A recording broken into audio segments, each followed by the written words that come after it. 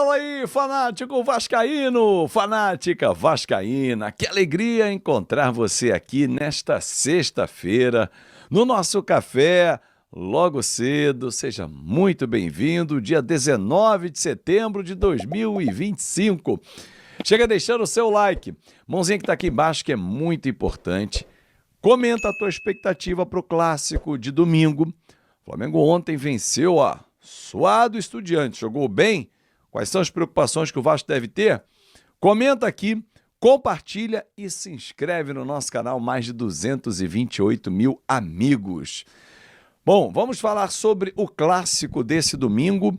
A venda não está uma venda forte, como tradicionalmente a torcida do Vasco faz.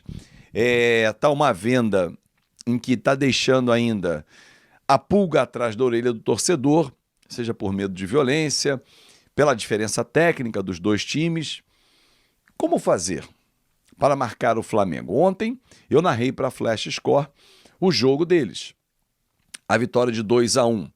E eu vou dar uma destrinchada aqui e já convido você também a colocar no comentário a tua escalação, porque muitos torcedores defendem que contra o Flamengo o Verratti não pode ser o titular. Será? Vamos falar sobre isso agora aqui no nosso vídeo. Bom, ontem no Maracanã, o Flamengo rapidamente, em 15 minutos, abriu 2-0. No primeiro lance do jogo, o Pedro fez o gol e com 15 o Varela fez o gol. Bom, parecia pelo primeiro tempo, pelo volume de jogo, pela intensidade, pela marcação alta, sempre dobrando em cima do quem está com a posse de bola, que o Flamengo iria passear no Maracanã. Maracanã recebeu mais de 71 mil apaixonados pelo futebol, só que a torcida do Estudiantes cantou mais alto que a do Flamengo em vários momentos. Segundo tempo, inclusive, a torcida do Flamengo ficou olhando o jogo. Mas vamos lá, torcida à parte, dentro do campo. O time do Flamengo tem muitos recursos. Jorginho e Alexandre não jogaram. Acho pouco provável que domingo eles entrem em campo. Mas com um time que jogou, uma defesa muito sólida, com dois laterais que passam o tempo todo. Inclusive a jogada do segundo gol é a ultrapassagem do Ayrton Lucas num passe do Samuel Lino. Ele vai no fundo e cruza lá do outro lado, onde encontra o Varela, que acertou um belo chute. O que o Vasco precisa fazer?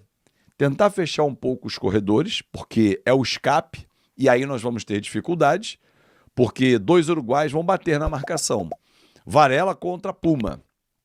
Um Puma improvisado na esquerda, porque o Lucas Piton não terá condições de entrar em campo ainda nesse domingo.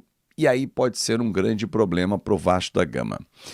Voltando a falar do jogo de ontem, que tem a ver muito com o nosso jogo. O meio-campo circula muito a bola. O De La Cruz fez uma boa partida, o Saul também. Inverte muita bola o tempo todo. O Vasco precisa ganhar o meio-campo. Vamos lá, como é que o Diniz pode armar esse time do Vasco? Vale a pena jogar com o centroavante, com os dois zagueiros deles? O Verratti dá o bote, como o Pedro dá o bote no Flamengo nos zagueiros, na saída de bola? O Pedro é mais fuçador, ele vai dar mais trabalho para o Robert Renan e o Cuesta do que talvez o Verratti. Mas o Verratti ajuda muito na marcação.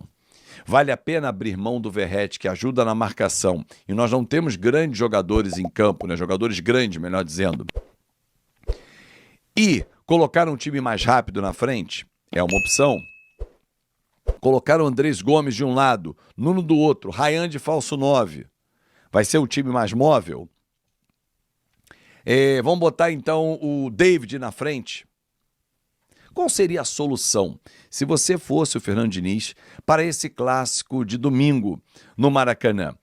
Porque o Verratti é o capitão, é o artilheiro do time. Claro que tem seus prós e contras, né? A gente perde com ele em campo, algumas situações, velocidade, um pivô. Ele é um cara definidor, ele é a última bola. Mas será que vale a pena lutar apenas por uma bola? O Estudiantes ontem não lutou por uma bola. Sofreu no início do jogo e aí o Flamengo amassou, e é uma característica do Flamengo, porém depois entrou no jogo, o árbitro errou pra cacete, sim, como os nossos também erram, não foi só o Andrés colombiano de ontem, não. Vários erram também. E nós, inclusive, somos muito prejudicados pela arbitragem, não precisa nem lembrar disso. Mas, assim, sair da pressão, jogar o Flamengo contra o seu campo de defesa, calar a torcida, tudo isso o técnico Fernando Diniz tem que trabalhar. O Hugo Moura está de volta, né? A zaga Cuesta é Robert Renan, linha defensiva não tem mistério. Léo Jardim, PH, Cuesta, Robert Renan e Puma. Hugo Moura, Cauã Barros, Coutinho, Ryan, Verrete, Nuno ou Andrés Gomes, Ryan e Nuno. Gosto dessa formação. O Vasco treina hoje pela manhã no CT Moacir Barbosa. Amanhã é o último treinamento e aí a definição da equipe. Creio que o Diniz vai levar em consideração o jogo de ontem do Flamengo, o desgaste que teve o time físico e mental, o pouco tempo de recuperação para aprimorar e sair do formato que o Flamengo encaixa nos seus adversários. O Flamengo gosta de montar no adversário e mandar no jogo. O Vasco não pode aceitar isso. Tem que saber sair jogando. Os lados do campo precisam ser fechados. E o Arrascaeta tem que ter um Cauã Barros, um Hugo Moura vigiando bem de perto. Desde setembro está reservando grandes vascaínos, né? Ex-atletas do Vasco, aniversariando, começou com Abel Braga, depois passou pelo Felipe, Ricardo Rocha, Bismarck ontem e hoje Jardel. Jardel que brilhou na década de 90, quando ele surge na base do Vasco como um grande artilheiro, sobe e não tem o mesmo destaque. Oscila, entra muito no segundo tempo. Lembro, na minha infância / adolescência, dos jogos mais intrincados contra Itaperuna. Ele entrava no segundo tempo e resolvia a bola na área, aquela cabeçada do cearense Jardel, que atuou em 3 temporadas no time profissional, marcou 26 gols em 67 partidas, 2 gols emblemáticos. Na final do tricampeonato estadual em 1994, ele substituiu o Denner, que faleceu naquela oportunidade, e ele entrou no comando do ataque e fez os 2 gols, os gols da vitória do Vasco da Gama. Parabéns, Jardel, 52 anos, Papai do Céu lhe abençoe sempre. Bom, vamos falar sobre Ryan e Leandrinho. Ontem saiu a convocação da seleção brasileira, conforme eu já vinha falando aqui no canal Fanático Vascaíno, não é novidade para você, o Vasco não iria liberar o Ryan. O entendimento da comissão técnica e da diretoria é que o Ryan é uma peça importantíssima, é uma peça fundamental nesta reta final de temporada. O Vasco ainda tem jogos pelo Campeonato Brasileiro e ter o Ryan significa ter mais força ofensiva. Ele é titular absoluto e cresceu nas mãos do técnico Fernando Diniz. Óbvio que foram rodadas de negociações. O Ramon Menezes, técnico da seleção brasileira, queria contar muito com o Ryan, que vem sendo convocado constantemente para as seleções de base, em especial a Sub-20, mas o Vasco entendeu que não, bateu o pé e mostrou ao Ramon, que conhece muito bem e ama o Vasco da Gama, a necessidade de permanecer com o Ryan, né? A importância dele. O próprio Fernando Diniz, da mesma forma. O presidente Pedrinho conversou com o presidente Samir Chaldi e com o próprio Ramon Menezes, explicando a situação, então ele não foi convocado. Já o lateral esquerdo, Leandrinho, sim.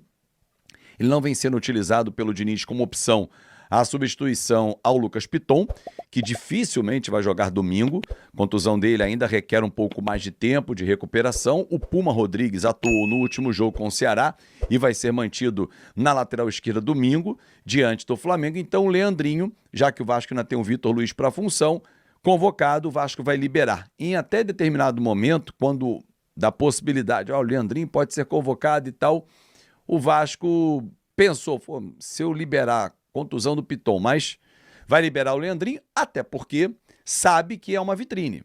O Brasil indo muito bem, que é a grande expectativa nessa competição, é mais uma vitrine para um ativo do Vasco chamado Leandrinho. Aliás, falando em ativos, vamos lá. 2023, início do ano. Lembra quando o Vasco foi comprar no Nacional do Uruguai o lateral direito da seleção uruguaia, Puma Rodrigues?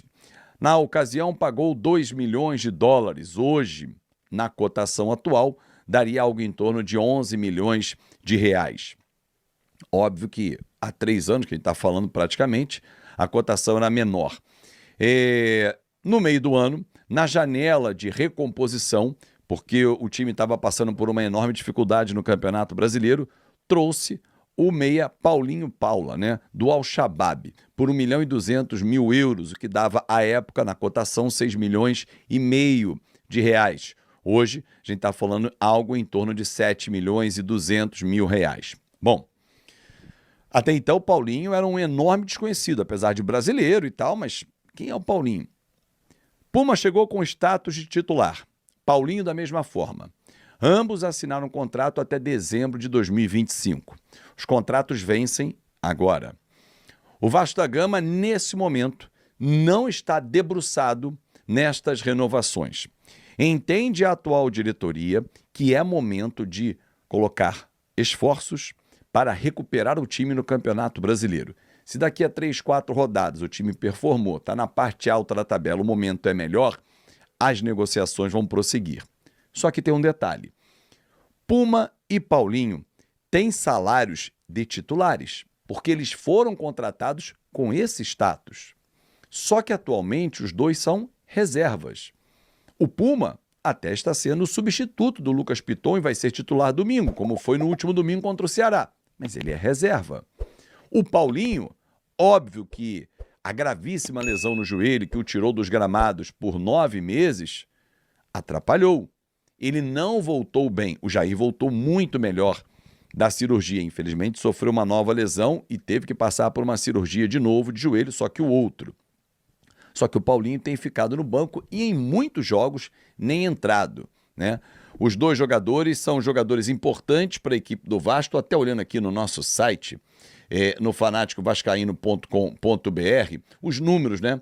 Porque o Puma atuou 107 jogos. Aliás, convido você a acessar, hein? fanaticovascaíno.com.br é o nosso site, hein? Ao longo do dia sempre eu venho trazendo muitas informações lá que faço um compilado nas nossas edições de vídeo.